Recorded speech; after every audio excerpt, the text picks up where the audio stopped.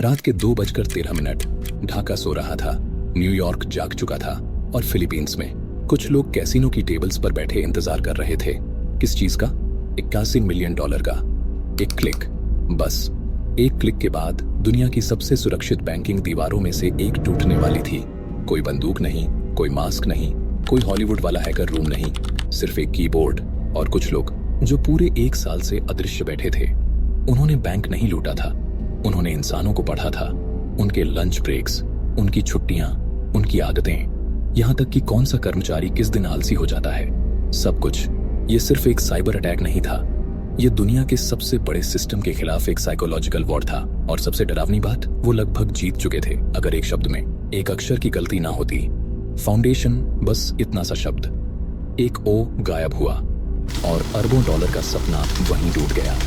लेकिन सवाल ये है, अगर वो स्पेलिंग मिस्टेक नहीं होती तो क्या दुनिया आज भी यह मानती रहती कि पैसा बैंकों में सुरक्षित है? The first mistake, January 2015, Dhaka, Bangladesh bank, देश का सेंट्रल बैंक, वही बैंक जहां पूरे देश का विदेशी मुद्रा रिजर्व रखा जाता था। अरबों डॉलर, सरकारी संपत्ति, नेशनल इकोनॉमी की रीढ़, और उसी बैंक में एक साधारण ईमेल आती है। सब्जेक्ट लाइन बिल्कुल आम थी, एक जॉब एप्लीकेशन, एक सीवी, एक जीआईपी फाइल, इतनी सामान्य कि किसी ने दूसरी बार सोचा तक नहीं। 3 कर्मचारियों ने ईमेल खोली, तीनों ने फाइल डाउनलोड की और उसी पल बांग्लादेश के इतिहास की सबसे बड़ी चोरी शुरू हो गई। यहाँ सबसे दिलचस्प बात यह है कि हैकर्स ने सिस्टम को नहीं तोड़ा था, उन्होंने सिर्फ इंसानी जिज्ञासा का इस्तेमाल किया था। साइबर सिक्योरिटी एक्सपर्ट्स बाद में एक लाइन कहते हैं, every secure system is only as strong as its weakest human. और यहाँ वीकेस्ट ह्यूमन मिल चुका था। जैसे ही जीआईपी फाइल खुली, मैलवेयर एक्टिवेट हो गया। लेकिन ये कोई सस्ता वायरस नहीं था, ये मिलिट्री ग्रेड ऑपरेशन था। 3 लेयर्स, 3 मकसद। पहला, नेटवर्क एक्सेस, एक इनविजिबल बैकडोर, ऐसा दरवाजा जो बाहर से दिखता नहीं लेकिन अंदर आने देता है। दूसरा, एनक्रिप्टेड कम्युनिकेशन, यानी बैंक के सिस्टम से जो डेटा बाहर जा रहा था उसे कोई डिटेक्ट ना कर सके। तीसरा हिस्सा सबसे खतरनाक था, सर्वेलेंस। मैलवेयर अब चुपचाप बैंक की हर गतिविधि रिकॉर्ड कर रहा था। कौन कब लॉग इन करता है, किस कंप्यूटर से स्विफ्ट एक्सेस होता है, किस दिन कम स्टाफ आता है, किस टाइम सिस्टम सबसे कमजोर होता है, कौन सा कर्मचारी केयरलेस है, कौन पासवर्ड स्टिकी नोट्स पर लिखता है। हाँ, इतनी गहराई तक। ये चोरी नहीं थी, ये रिकॉनेसेंस मिशन था। और दुनिया को पता भी नहीं था कि एक इनविजिबल एनिमी अब उनके सिस्टम के अंदर रह रहा है। The ghost inside the bank. अगले कुछ महीने कुछ नहीं हुआ, कोई अलार्म नहीं, कोई सस्पिशियस ट्रांजैक्शन नहीं, कोई वार्निंग नहीं, सब सामान्य था। और यही इस ऑपरेशन की सबसे डरावनी बात थी। असल हैकर्स जल्दबाज नहीं होते, वे पेशेंस खरीदते हैं। उन्होंने बैंक के सिस्टम को तुरंत एक्सप्लॉइट नहीं किया, उन्होंने पहले उसे समझा। दिन, हफ्ते, महीने, पूरा 1 साल। इमेजिन करो, कोई आपके घर में 1 साल तक छुप कर रहे, आपकी आदतें देखे, आपकी टाइमिंग नोट करे और आपको पता तक ना चले। यही बांग्लादेश बैंक के साथ हो रहा था। हैकर्स अब सिर्फ नेटवर्क एक्सेस नहीं चाहते थे, उन्हें चाहिए था Swift terminal, Swift, society for world wide interbank financial telecommunication, दुनिया का सबसे शक्तिशाली फाइनेंशियल मैसेजिंग सिस्टम। अगर दुनिया की बैंकिंग सिस्टम को शरीर मानो तो स्विफ्ट उसका नर्वस सिस्टम था। रोजाना ट्रिलियंस ऑफ डॉलर्स इसी सिस्टम के जरिए देशों के बीच ट्रैवल करते हैं। Oil deals, weapons purchases, government reserves, international trade, सब कुछ। और बांग्लादेश बैंक का फॉरेन रिजर्व अकाउंट और न्यूयॉर्क फेडरल रिजर्व में मौजूद था। यानी टेक्निकली बांग्लादेश का पैसा अमेरिका में रखा था। यह कॉमन प्रैक्टिस है, दुनिया के ज्यादातर देशों के reserve dollars US federal reserve में रखे जाते हैं। हैकर्स समझ चुके थे, अगर स्विफ्ट टर्मिनल तक पहुंच मिल गई तो वे दुनिया की सबसे पावरफुल बैंकिंग पाइपलाइन तक पहुंच जाएंगे। लेकिन स्विफ्ट डायरेक्टली हैक नहीं किया जा सकता था, उसकी सिक्योरिटी मिलिट्री लेवल थी। तो उन्होंने क्या किया? उन्होंने इंसानों को इमिटेट करना सीखा, लर्निंग टू बिकम एम्प्लॉइज। अब हैकर्स बैंक कर्मचारियों को ऑब्जर्व कर रहे थे, कौन किस सीक्वेंस में कमांड्स डालता है, कौन अप्रूवल्स वेरीफाई करता है, कौन लंच के बाद केयरलेस हो जाता है, किस एम्प्लॉई की टाइपिंग स्पीड कैसी है। यहाँ तक कि ट्रांजैक्शन फॉर्मेटिंग तक कॉपी की जा रही थी। क्यों? क्योंकि बड़े फ्रॉड अक्सर टेक्नोलॉजी से नहीं पकड़े जाते, वे बिहेवियर से पकड़े जाते हैं। अगर किसी एम्प्लॉय का पैटर्न अलग लगे तो सस्पिशन पैदा हो सकता है। इसीलिए हैकर्स सिर्फ सिस्टम नहीं चला रहे थे, वे एम्प्लॉयज की एक्टिंग सीख रहे थे। जैसे कोई एक्टर रोल में घुस जाता है, वैसे उन्होंने पुराने ट्रांजैक्शन रिकॉर्ड्स चुराए, उनका एनालिसिस किया, किस तरह की लैंग्वेज यूज होती है, किस फॉर्मेट में पेमेंट इंस्ट्रक्शंस लिखी जाती हैं, किस प्रकार की ट्रांजैक्शंस सामान्य लगती हैं। अब उनके पास ब्लूप्रिंट था, लेकिन असली जीनियस मूव अभी बाकी था। उन्होंने समझ लिया अगर एक ही बार में $1 बिलियन ट्रांसफर करने की कोशिश की तो अलार्म्स ट्रिगर हो सकते हैं, एक्स्ट्रा ऑथोराइजेशन मांगा जा सकता है। तो उन्होंने फैसला किया, break the robbery into smaller pieces. Classic criminal psychology, छोटी चीजें कम सस्पिशियस लगती हैं। इसी दौरान मई 2015 फिलीपींस में कुछ बैंक अकाउंट्स खोले जाते हैं। नाम फेक थे, एड्रेसेस फेक थीं, लेकिन अकाउंट्स असली थे।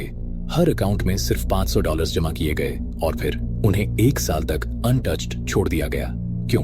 क्योंकि डॉर्मेंट अकाउंट्स सस्पिशन कम पैदा करते हैं। ये प्लानिंग नहीं थी, ये ऑब्सेशन था। Thursday night, Dhaka.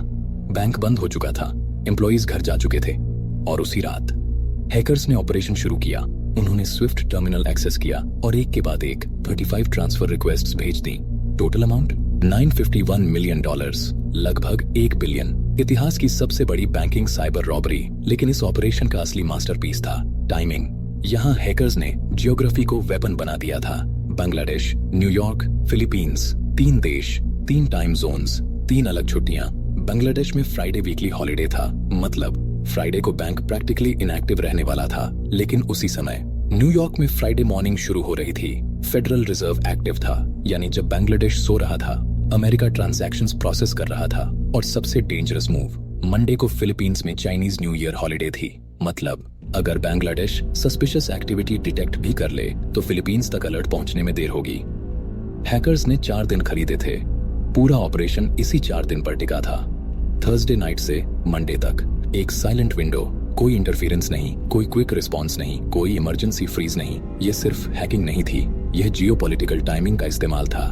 Money starts moving, New York federal reserve को स्विफ्ट रिक्वेस्ट्स मिल रही थी। सब कुछ ऑथेंटिक दिख रहा था, correct credentials, correct formatting, correct access point. System को कोई रीजन नहीं मिला डाउट करने का। ट्रांजैक्शंस अप्रूव होने लगी, millions moving, one after another, money flowing out.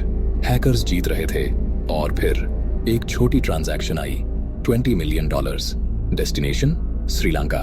एक चैरिटी फाउंडेशन, नाम था शलिका फाउंडेशन, लेकिन हैकर्स ने स्पेलिंग लिखी शलिका फाउंडेशन। हाँ, फाउंडेशन में ओ गायब था। बस इतनी सी गलती और यही वो पल था जहां पूरा ऑपरेशन क्रैक होने लगा। क्योंकि यह टाइपो न्यूयॉर्क ने नहीं पकड़ा, जर्मनी की इंटरमीडियरी बैंक ने पकड़ा। उन्होंने ट्रांजैक्शन होल्ड कर दी और पूछा, क्या यह स्पेलिंग करेक्ट है? बस यहीं पैनिक शुरू हुआ। फेडरल रिजर्व सडनली अलर्ट हो गया। उन्होंने बाकी ट्रांजैक्शंस रिव्यू करनी शुरू की। अब हर ट्रांसफर सस्पिशियस लगने लगा और डोमिनो इफेक्ट शुरू हो गया। बाकी हंड्रेड्स ऑफ मिलियंस फ्रीज कर दिए गए। एक मिसिंग लेटर, $850 मिलियन बचा गया। इतिहास का सबसे महंगा टाइपो, द एम्प्टी प्रिंटर। लेकिन कहानी यहाँ खत्म नहीं होती। असल हॉरर अब शुरू होता है। बांग्लादेश बैंक में एक प्रिंटर था, पुराना HP लेजर जेट प्रिंटर। उसका काम था हर स्विफ्ट ट्रांजैक्शन प्रिंट करना, ऑटोमेटिक रिकॉर्ड। अगर कोई सस्पिशियस ट्रांसफर हो तो एम्प्लॉइज तुरंत नोटिस कर सकें। हैकर्स को इसका भी पता था। उन्होंने प्रिंटर को भी कॉम्प्रोमाइज कर दिया।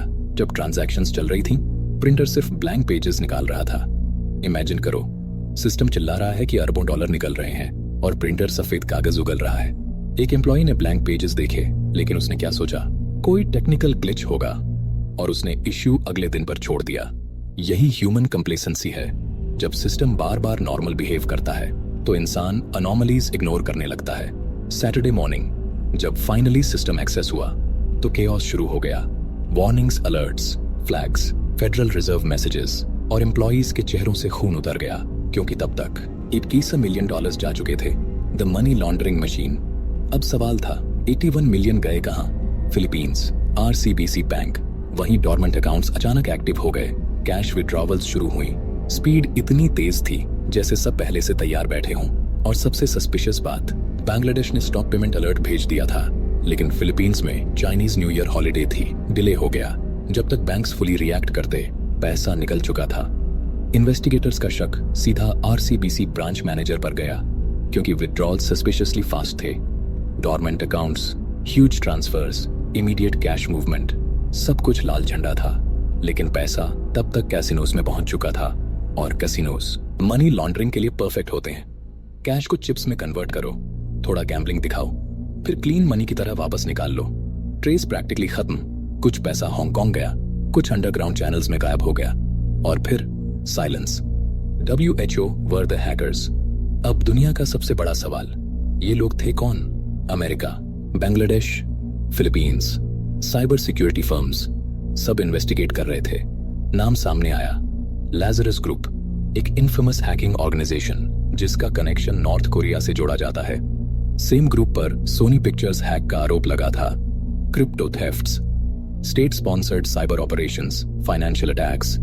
लेकिन प्रॉब्लम यह थी, साइबर वर्ल्ड में सर्टेनिटी रेयर होती है। हैकर्स बॉर्डर्स के पीछे छुपते हैं, फेक सर्वर्स यूज करते हैं, proxy chains, compromised systems, digital fingerprints manipulate किए जाते हैं, यानी कोई भी किसी जैसा दिख सकता है। और यही साइबर वॉरफेयर की असली पावर है। आप गोली चलाने वाले को देख सकते हो, लेकिन कीबोर्ड के पीछे बैठा इंसान इनविजिबल होता है। आज तक ऑफिशियली इस रॉबरी का मास्टरमाइंड पब्लिकली कंफर्म्ड नहीं हुआ।